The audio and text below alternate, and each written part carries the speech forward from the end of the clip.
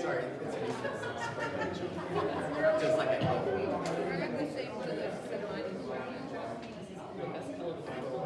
It is. I'm here. That color and a lot of Hey everyone. We're going to go ahead and get started in the interest of time because I know you don't want to hang out here all night. Just a couple of logistics in case you weren't aware. If you didn't figure out, we have some pizza that's still remaining back here. So if you want any pizza, feel free to grab a slice, and also some salad back here, drinks. If you need a restroom, there's a restroom that's on this side of the room through that gateway, and then through this door, there's also some restrooms out here as well. So if you need a restroom, feel free to just help yourself. If you didn't get a name tag already, I'd appreciate it if you would. That would be great. And if you have not joined, or if you either want to join the association and you haven't, or if you want to renew your membership, this handsome gentleman here with the hat can take a check or money from you tonight, and that would be great. And if you're not sure if you've renewed your membership, they'll be able to help you there as well. But since we... on the table. Oh, there's a list on the table back here. So there you go. That's great. So good deal. So we want to keep this pretty casual. So if you have questions or want to make some comments, let us know. We have a real awesome agenda. I'll take you through that in a minute, but I first wanted to just kind of start off with a little intro. My name is Pete Shameen. I am the president of the Winnona Park Neighborhood Association, and I will be leading our activities here for tonight. So this is our 2025 annual meeting. As part of the meeting today, we have a really good agenda. We have Madeline here who's going to take us through an update on Legacy Park. We had a wonderful tour of the new track and field facility just a few minutes before the meeting. So if you have any questions about that, feel free to bring that up during the discussion.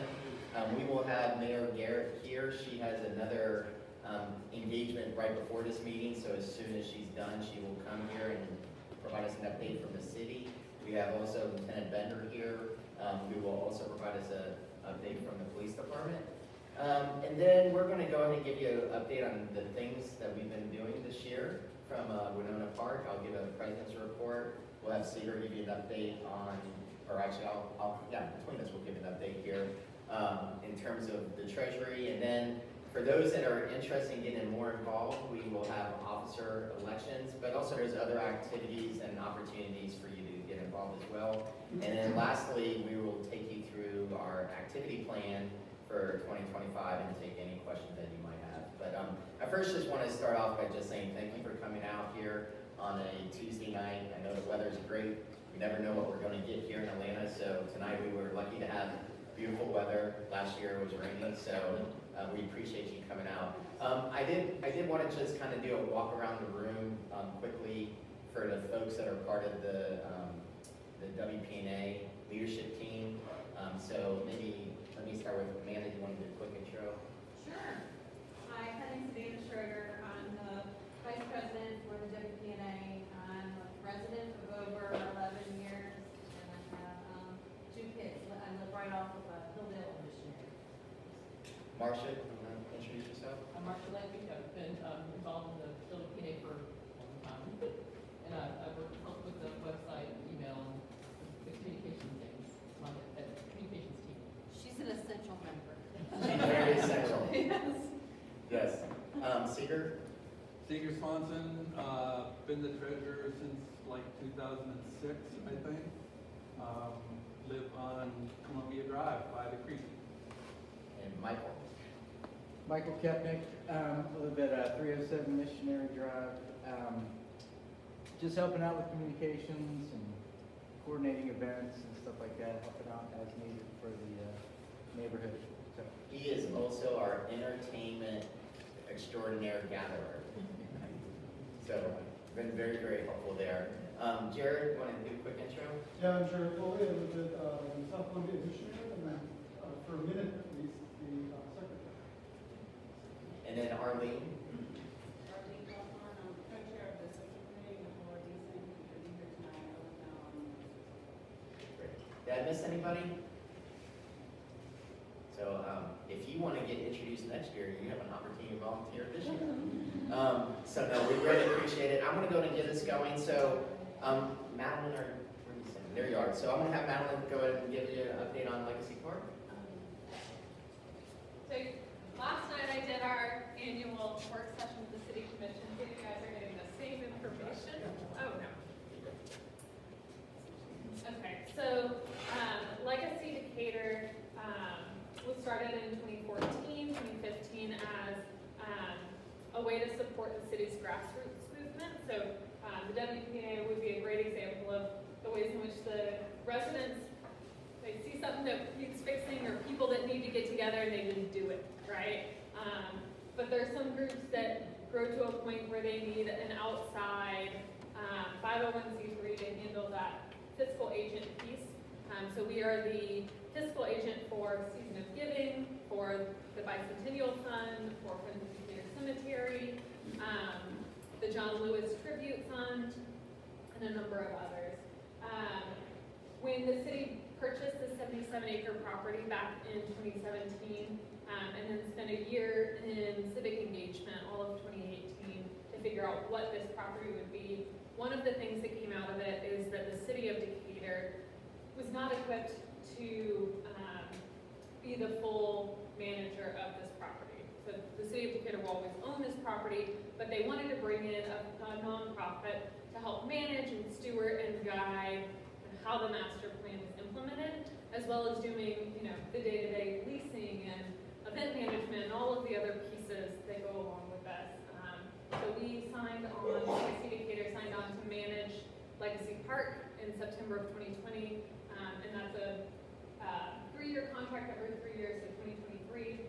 We re-signed that commitment, and we balance environmental preservation, housing, affordable housing, recreation, inclusive community building with a focus on the arts. So 2024 was a huge year for our master plan. Affordable housing was something that we knew that you as the community asked for back in 2017, 2018. That the city of Decatur has really grown and blossomed over the last few decades. And in that we have lost a lot of that missing middle and affordable housing. So this will be a mixed income, 132 units, with the average, it's between 60 and 80% area median income, I'm gonna say, which would be for a family of 3, I believe that number is about 86,000 is 100%. So we can do the math from there. But Decatur Housing Authority has been thoughtfully designing it. They heard some community feedback.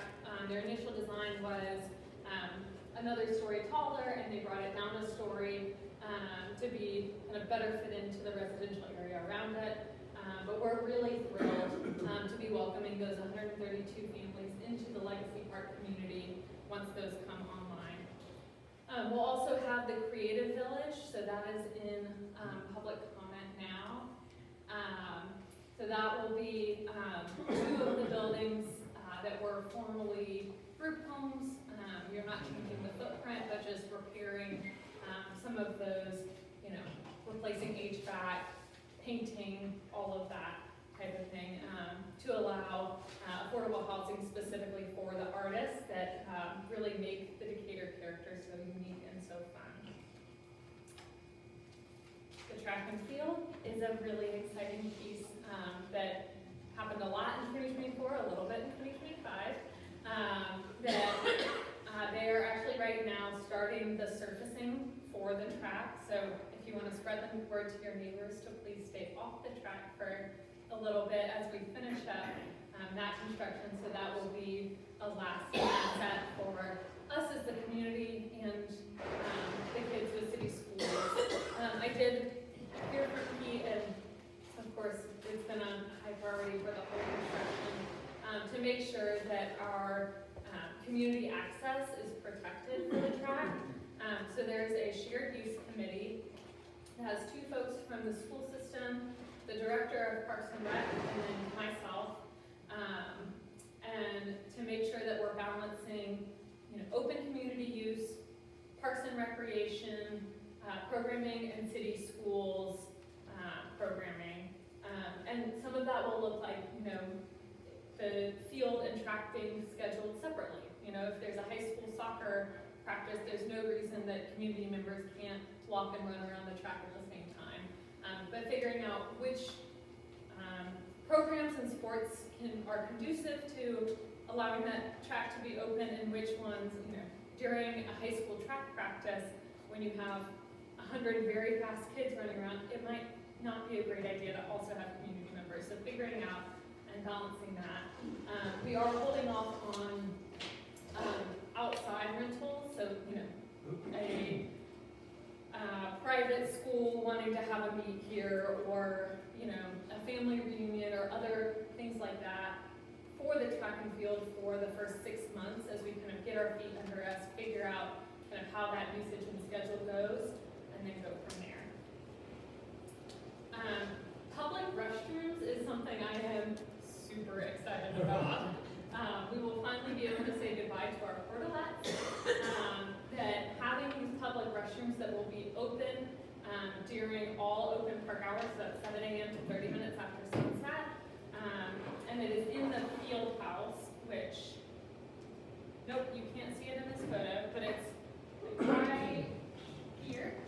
It's another single building. It's the only new building on site, so that makes it a little more obvious, but it's really important for our littles that are playing on our inclusive playground, as well as, our folks aging in place, using the track as a safe place, to maintain their activity, that bathroom access, and for everyone else that has to go to the restroom while they're playing and having fun at the park.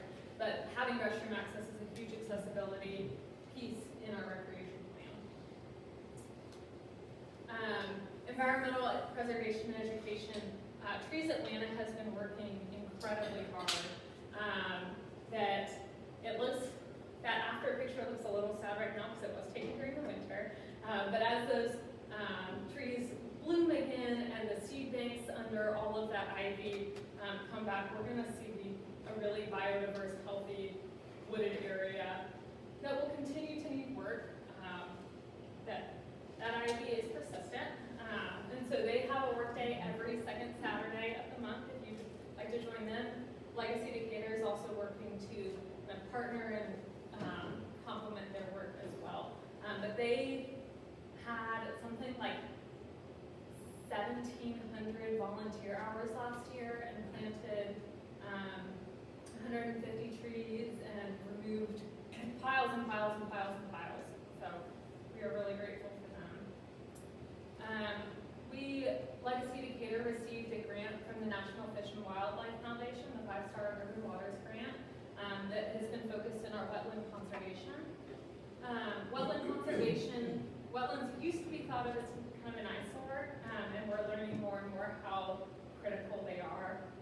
During Hurricane Helene, our dams washed out, and because of our wetlands capacity, no water from Legacy crossed over Katy Curve into the Hargrove neighborhood or downstream.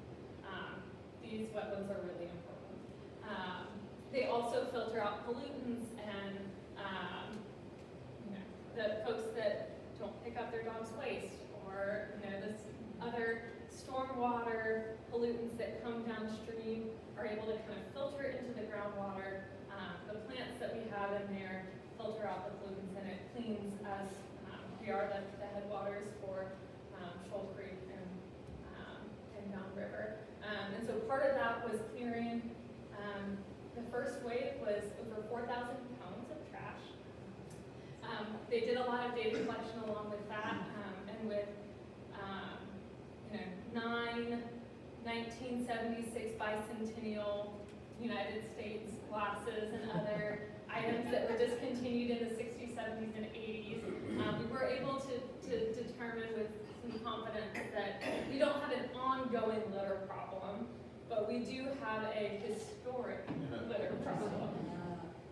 So we still, as water washes, some litter in and, invasive removal unearthed some, that we definitely have some more, second wave of removal that needs to be done. This group was also selected because they divert most of that waste that, they work with scrap metalers for all of, the bed frames and all this stuff, and artists and recycle, and, they turn glass into building materials. They really work hard to divert as much as possible and not just remove from beyond.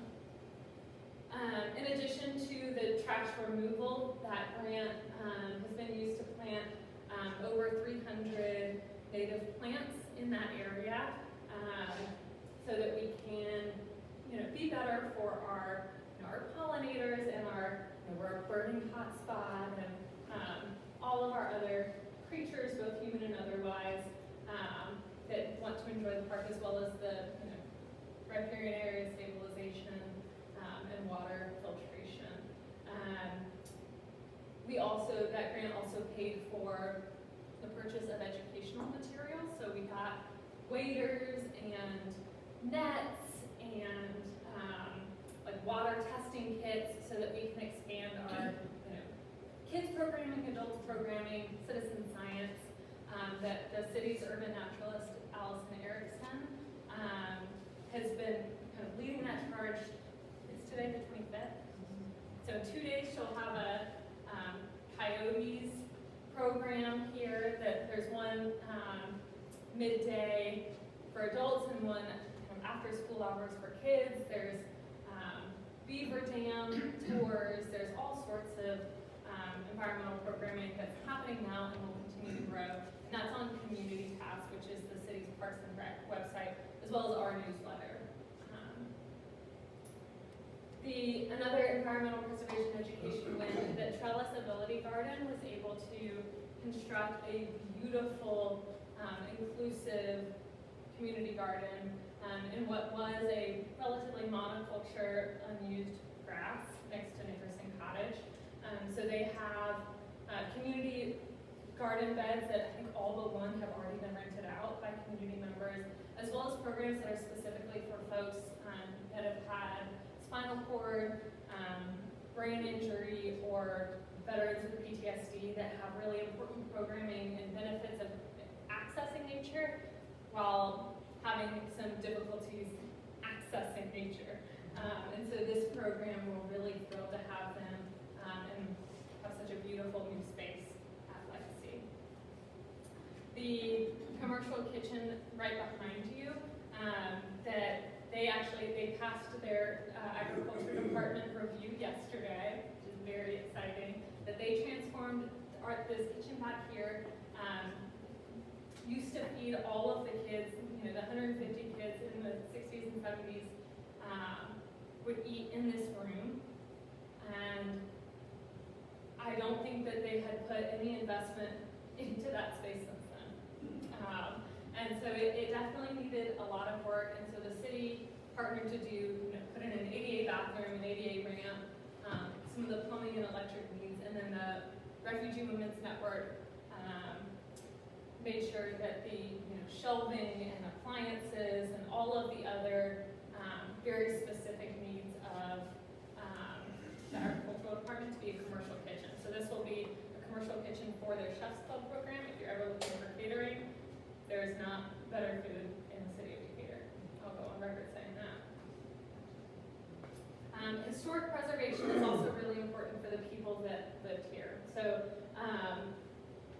this is Ms. Laird and Ms. Joe. They both lived here 93 and 92. They both lived here in the 40s and 50s. And they actually lived together in the Atlanta building. So the building they're standing in front of. That this space, while it is now a park and so much more, it is really important for us to remember all of the people who passed through this space and the importance that it served for so long.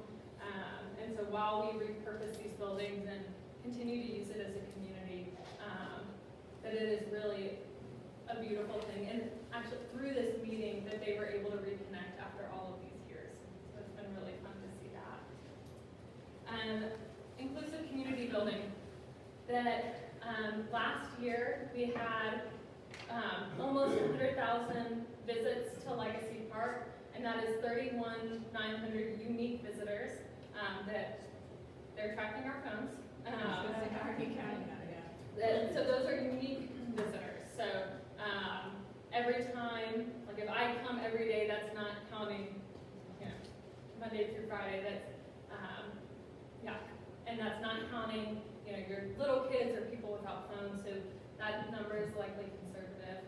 So we know that we are becoming a very popular and beloved place here in Decatur. We had approximately 400 meetings and events here, and that's an important revenue generator for us. So this is the last year that we received any financial funding from the city of Decatur. The city will still be an important partner in maintaining buildings, you know, keeping lights on, keeping grass mowed, helping us plan, and you know, they're an incredible partner.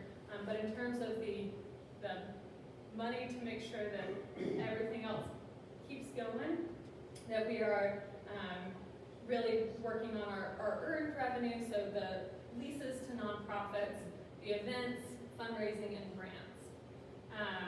And then we have actually, in this county, we have 18 nonprofits here, including Legacy Decatur. That part of having so many new folks coming and visiting meant that having folks call in and say, I'm in front of the brick building, was no longer sufficient. And so we invested in some wayfinding, and that has been a huge benefit to making people, when they come on the property, feel welcome and included and knowledgeable about how to get to the different places around 77 acres with one address.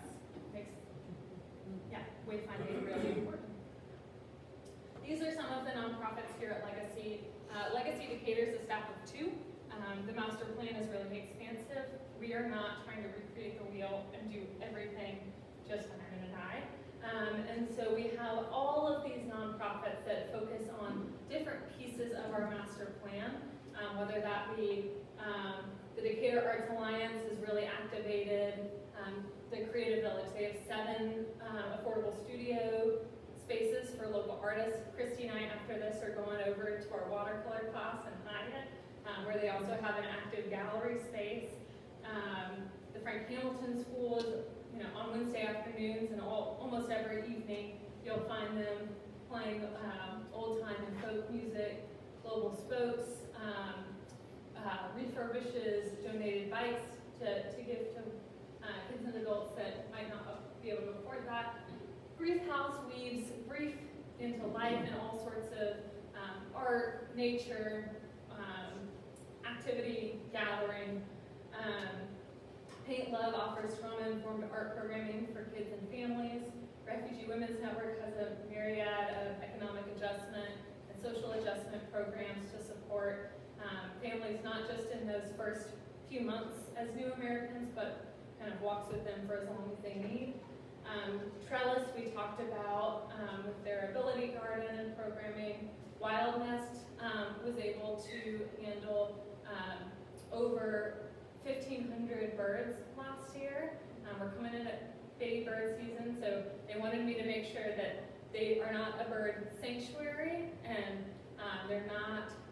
it's not just any bird, orphaned or injured.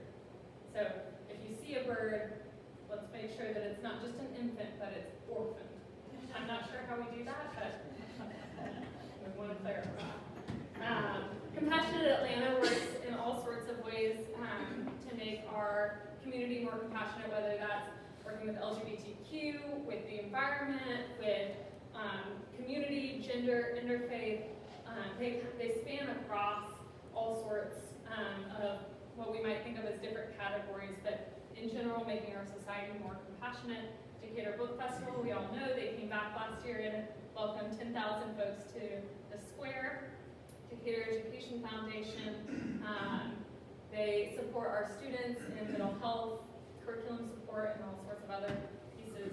Friends of L'Arche Atlanta has 2 houses in Decatur, Mead Road and Claremont.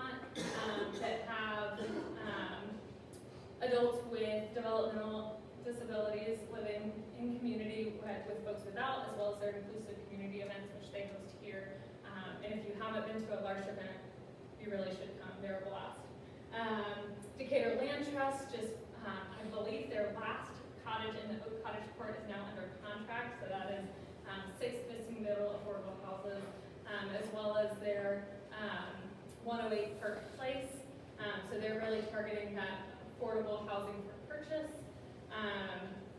Global Arborist Association has safety and training for professional arborists, and that's been a huge benefit as we've gotten some free tree care as they've done trainings. Global Growers Network has a number of community garden spaces around Decatur, as well as the 2-acre Decatur Kitchen Garden here on site. And they work with refugee, immigrant, and BIPOC growers to make sure that they have access to land, tools, resources for culturally appropriate food growing. Tai Chi for Life Cooperative is a really great way, especially for folks that are aging and need new ways to find balance and kind of find center, but great for anyone looking for a new wellness and spiritual access point. And then of course the Wild Center, their administrative offices are here. They just finished their big construction of their Oakhurst Garden, but they have 5 green spaces in the East Atlanta area, and we are really excited for everything that they do. What's next? There's a lot. So 2025 will be just as busy. So activating the track and field, welcoming the Decatur Housing Authority likely won't happen in 2025, but their construction has been more seamless than I expected, so we'll be ready for that if it happens. Opening the Creative Village, we hope. Figuring out what rehabilitating Coastal Pond looks like. Even, thinking through accessing all the way around, the walking pieces of it, but also the water health.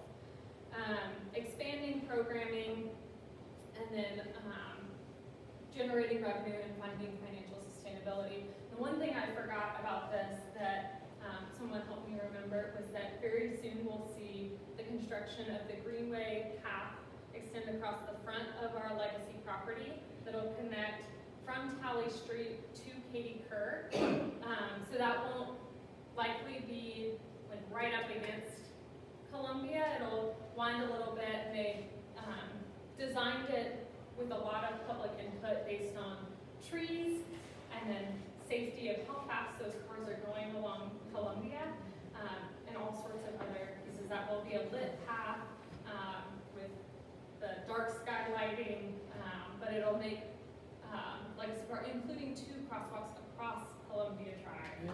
Yeah.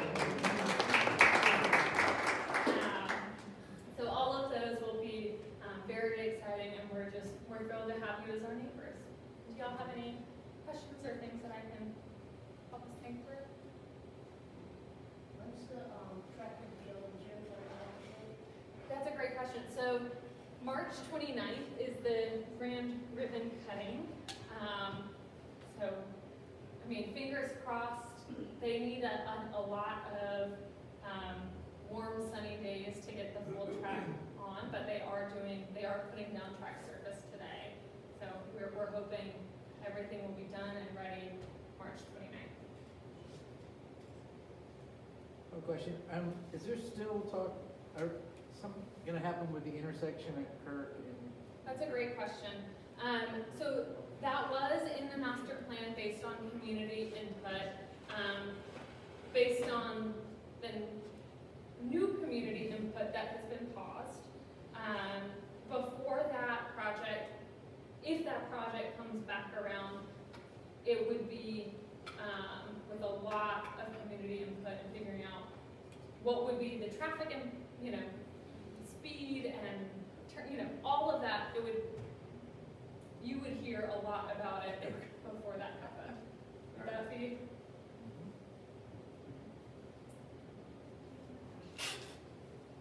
Yes?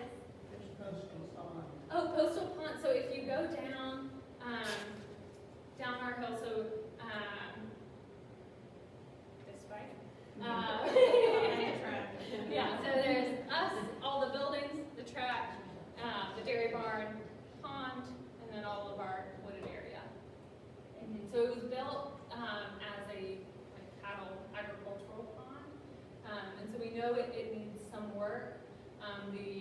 Army Corps of Engineers has reached out about possibly partnering and figuring out what that might look like.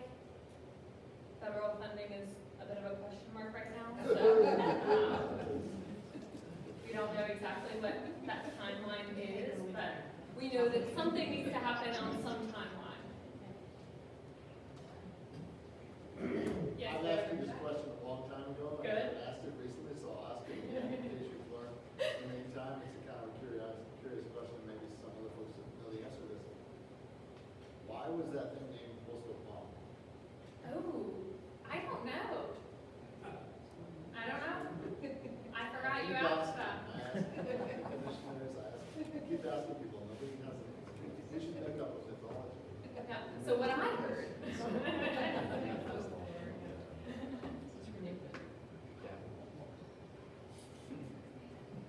Any other questions? Well, you are always welcome to reach out. My email, please. This is more for the group.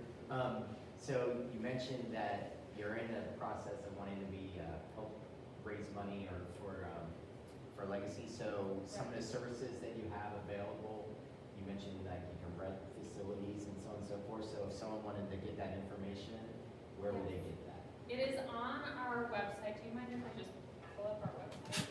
You can try. You may blow things up. but just try. Okay. Theater, Legacy, Park, Duck. There it is. This is our website. Nice. You can plan an event, facility rental. And it has, all of them have, our different venues have PDFs, so you can see pictures, pricing, all of those, as well as, you can support the park, whether that's donations, telling other folks about Legacy and what we do, that we are a 501c3 nonprofit, or donating yourself. Yeah, we're happy to have all of the community engagement that goes And along with you it. mentioned there was a newsletter that you could sign up Yes, for? so if you go down to the bottom of any of those pages, and you want to get in touch, stay in touch, that we send one at the beginning of the month or end of the previous month with a list of open community events, and then typically one mid-month that's called our long-form story, that like weaves together not just the things that are happening here, but why they matter.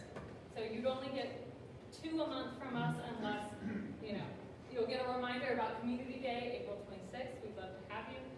And some of the other big things, but typically 2 a month. We're not clogging up your inboxes, and we'd love to stay connected. Thank you very much.